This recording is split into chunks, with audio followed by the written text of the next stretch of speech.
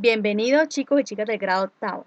Hoy en el área de matemáticas vamos a socializar el tema de la factorización de los trinomios con los siguientes contenidos. Primero vamos a ver qué es un trinomio cuadrado perfecto, luego el trinomio cuadrado perfecto por adición y sustracción, luego el trinomio de la forma x exponente 2n más bx exponente n más c, luego el trinomio de la forma ax2n más bxn más c y por último la factorización de un cubo perfecto. ¿Listo? Vamos a empezar entonces por saber qué es la factorización de los trinomios. Se dice que cuando los polinomios tienen tres términos, se factorizan según sus características. Por tal razón, hay tres clases de trinomios. Empezamos con los trinomios cuadrados perfectos, luego con los trinomios de la forma x2n más bxn más c y los trinomios de la forma ax2n más bxn más c. Debemos tener en cuenta que los trinomios cuadrados perfectos se dividen en dos, en los trinomios cuadrados perfectos y en los trinomios cuadrados perfectos por adición y sustracción, que ya sería el quinto caso. ¿Listo? Bueno, entonces vamos a empezar con el tercer caso, que es el primer trinomio, que se llama trinomio cuadrado perfecto. ¿Listo? Para realizar el trinomio cuadrado perfecto debemos tener en cuenta los siguientes aspectos. Dice acá, un trinomio ordenado respecto a una de sus variables es cuadrado perfecto cuando. Entonces, cuando nos dicen acá primero que todo que es ordenado respecto a una de sus variables, entonces, por ejemplo, tenemos la variable x y y, o en este caso, pues x y a, ¿listo? Entonces, por ejemplo, escogemos una de las dos, o x o a. Entonces, por ejemplo, escogemos la x.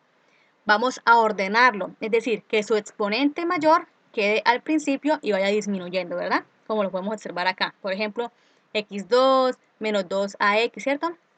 Esta x2 ya va disminuyendo a 1, ¿listo? Entonces, eso quiere decir un trinomio ordenado respecto a una de sus variables, ¿listo? Ahora, ¿cuándo es cuadrado perfecto? Primero que todo, si el primer y el tercer término son cuadrados perfectos, es decir, si tienen raíz cuadrada exacta, ¿vale?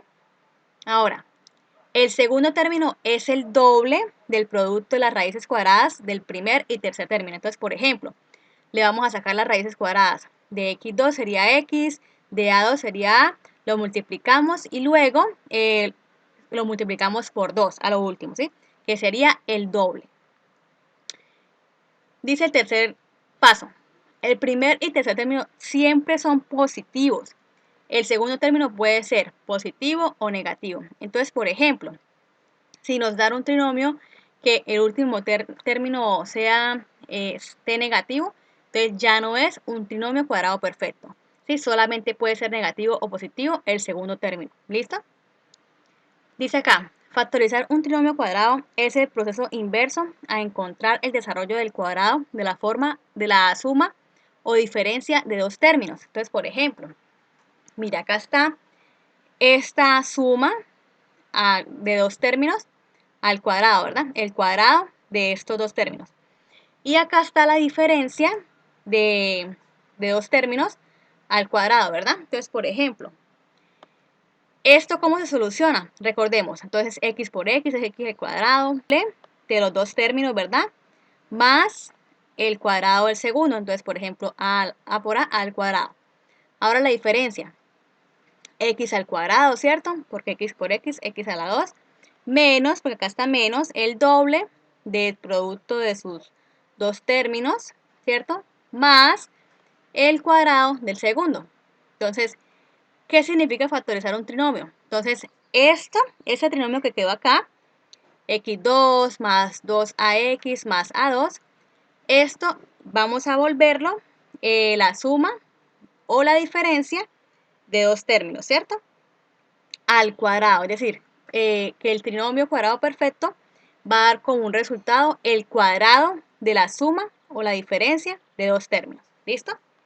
Ahora, por lo tanto, el trinomio cuadrado perfecto cuando está ordenado se factoriza así. Entonces ya sabemos cómo es ordenado, ¿verdad? Con la variable que tomemos, con el mayor exponente acá de primero, luego que vaya disminuyendo. ¿Listo? Entonces, si el segundo término es positivo, como lo podemos observar acá, se eleva al cuadrado la suma de las raíces cuadradas del primer y tercer término. Entonces, por ejemplo, esta X y esta X es la raíz de este primer término, ¿verdad? Y la A es la raíz del tercer término. Entonces, ¿qué se dice? Que se eleva al cuadrado la suma de sus dos términos, ¿verdad? ¿Por qué? Porque la suma, porque el segundo término es positivo, ¿cierto? Y si dice acá, si el segundo término es negativo, o sea, acá como este, ¿cierto? Se eleva al cuadrado la diferencia de las raíces cuadradas del primer y tercer término, ¿cierto? Como lo podemos observar acá.